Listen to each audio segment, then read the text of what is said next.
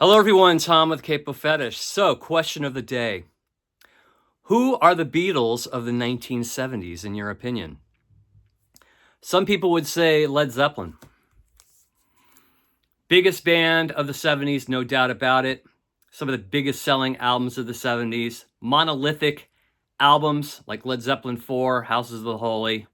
The first couple of albums were kind of blues based, but they started creating more complex arrangements, especially on this album here, Stairway to Heaven, and you have like folk stylings like Battle of Evermore, Misty Mountain Hop, really, really unique melodies. And then Houses of the Holy, they continued with the experimentation with songs like the Rain Song and Over the Hills and Far Away, No Quarter, Physical Graffiti was probably their most experimental album. Folk, Eastern sounding stuff like Kashmir. So yes, huge, huge band. Sellout crowds. It's to this day probably the most played band ever on FM radio. So some people would say Zeppelin, which I understand. How about David Bowie? Everything from The Man Who Sold the World to Lodger, everything sounds pretty different. Now, starting with Hunky Dory, Ziggy Stardust, and this album Aladdin Sane, he was kind of in his Ziggy phase. But after this, he went into some Blue-Eyed Soul on the Young Americans album. Then he started going into more kind of Kraftwerk type influence stuff with Station to Station, Low, Heroes, Lodger. So yeah, Bowie definitely would be an option. And then how about the songwriting partnership of Bernie Topen and Elton John? Certainly we're on a roll from 1970 to 75, some just absolute stellar albums, stellar singles. But by about 76, 77, that popularity started to wane a little bit. They couldn't keep it up. Who could keep up that kind of momentum that they did from about 70 to 75, right? So that's another option, right? But there's another songwriting duo that really took composition and musicianship to another level in the 1970s. Melodies and arrangements that are complex and infectious. Every album this band did sounded different and consistently great. They had lyrics that were rich and complex. Incredible harmonies across their catalog with various styles and content. This band had some of the greatest guitar solos ever to grace a pop record. Some of the greatest studio players. They had a quality over quantity aesthetic. When people label this band yacht rock, it's just a shortcut to thinking. The 6 songs that are played by this band on the radio continually do not represent the depth of their catalog. For me, the closest thing to the Beatles in the 1970s would be Steely Dan for me. They released 7 albums between 1972 and 1980. Every album sounds different. Every song sounds different. And like I said, the 6 songs that they play on the radio do not represent the depth of their catalog. People hear Reelin' in the Years, Do It Again, Hey 19, and they don't really, I think these people who kind of just label them in with the Doobie Brothers and Longs and Messina, they really haven't heard the gist of the catalog and the depth of this band. So, starting with this album here, Can't Buy a Thrill, right off the gate, songwriters Walter Becker and Donald Fagen are already prime songwriters. Reelin' in the Years, Do It Again, but really, some of the highlights on this album really are the deep cuts. Fire in the Hole. Songs like Turn That Heartbeat Over Again. Song Kings, Only a Fool Would Say That. Just kind of highlight how different they sound than most of the bands of this era. There's a little bit of jazz elements. Those would come later in later albums. But this is more kind of a straightforward pop album with very complex arrangements, really clever lyrics, and incredible melodies. Just incredible melodies. By the second album, Countdown to Ecstasy, they're kind of branching out a little bit. The songs are longer. Songs like Your Gold Teeth have some amazing instrumentation and solos.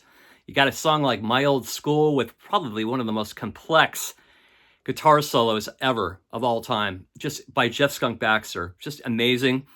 You got really cool, really rich melodic ballads like Pearl of the Quarter and Razor Boy. And then you've got other great just jam songs like The Boston Rag. So they're kind of moving into more of a jazz kind of element here. Not full-on jazz out like they would later on, but the songs are becoming more complex than the first album. By the third album, though, they're kind of paring it down to more 3-minute, 4-minute songs. This is a really amazing album. Pretzel Logic. You got Ricky Don't Lose That Number, which was a huge hit. But you also have these really great pop songs that are really, really well written with just these amazing arrangements. Like Any Major Dude Will Tell You. Incredible melodies like Berrytown off Berrytown. You've got Parker's Band with this incredible midsection that's just really surprising. And you've got tracks like With a Gun, Charlie Freak. You got Pretzel Logic, which is kind of a blues-based song. It's just all over the map stylistically. So they're moving forward. This sounds nothing like the previous album, Countdown to Ecstasy. It's just rich, full of incredible melodies, incredible songs. By the fourth album, though, they're kind of moving more into a jazz-flavored kind of pop band. But the album Katie Lied, starting off with Black Friday, featuring this just really heavy guitar solo from Walter Becker, Walter Becker playing lead guitar. The second song, it really highlights how amazing Steely Dan are with melody, composition, arrangements. The song is called Bad Sneakers. If you've never heard it, pull it up. If you've never heard this song before, there's other amazing tracks on here like Dr. Wu. Other ones like just full-on jazz tracks. Jazz-influenced jazz tracks like Your Gold Teeth 2. Other ones like Chain Lightning, featuring a really cool solo by Rick Derringer. This album sounds nothing like the previous album, Pretzel Logic. It's a completely different sound, different aesthetic. One of their greatest albums. Katie Lied. The next album is more guitar-oriented, but also features just a lot of incredibly different styles and moods and sounds.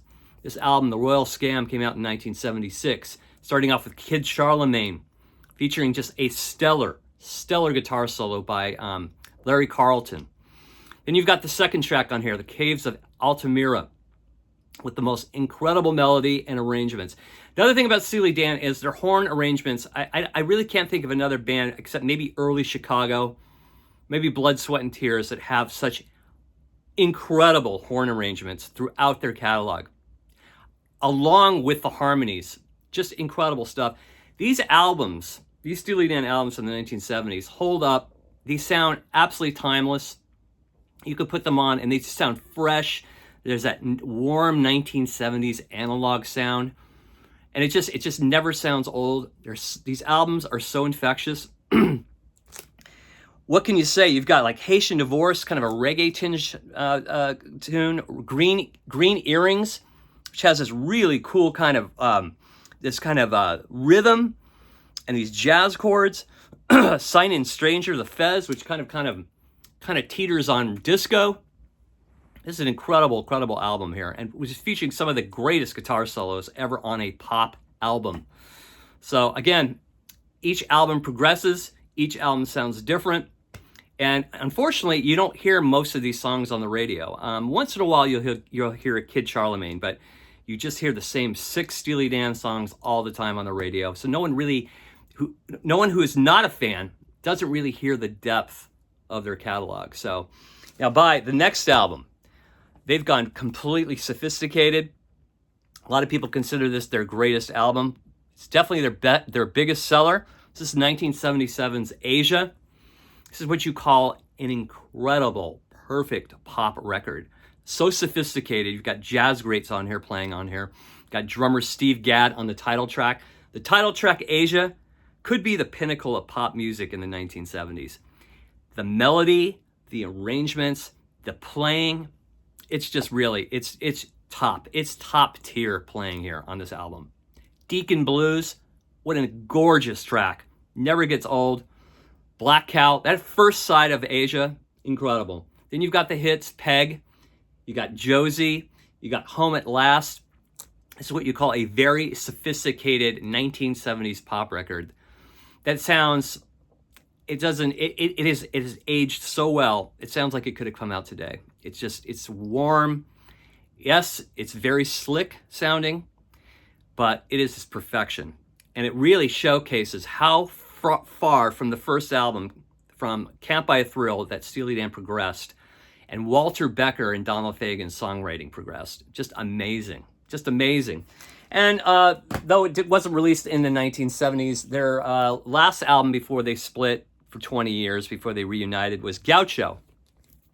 They kind of really upped the ante as far as slickness went on this album. Kind of follows the same kind of vibe as Asia, but even more slick. And I think it's a little too slick, but what really saves the album for me are the songs. The songs are so freaking amazing on this album. You got Hey 19, which is one of the tracks that's always played on the radio. The lead-off track, Babylon Sisters, is incredible. Gaucho, the title track. Time Out of Mind, and the last track, Third World Man. Yeah, just continuing in the form of Asia, but a little even more slick. So, you know, Steely Dan released 7 albums in about 7 years. And each album pretty much progressed from one to the other. For me, they're probably the closest thing, as far as like a songwriting duo like Lennon and McCartney, probably the closest thing to like the consistency of the Beatles. If we're just talking strictly music, composition, musicianship, creativity, yeah, they weren't experimental like the Beatles. Back in the 60s, there was an open palette to experiment. Nothing had been done at that point. But Steely Dan, when it comes down to song and composition, arrangements, harmonies, everything, they, to me, are the closest thing to the Beatles in the 1970s. If you haven't heard their catalog, check out their catalog. Get beyond those 6 songs they always play on the radio. There's a lot of depth and richness to their catalog. And there you have it. That is my pick for the Beatles of the 70s. What is your pick? Throw that in the comments section. As always, thanks for watching. Have a good one. Bye.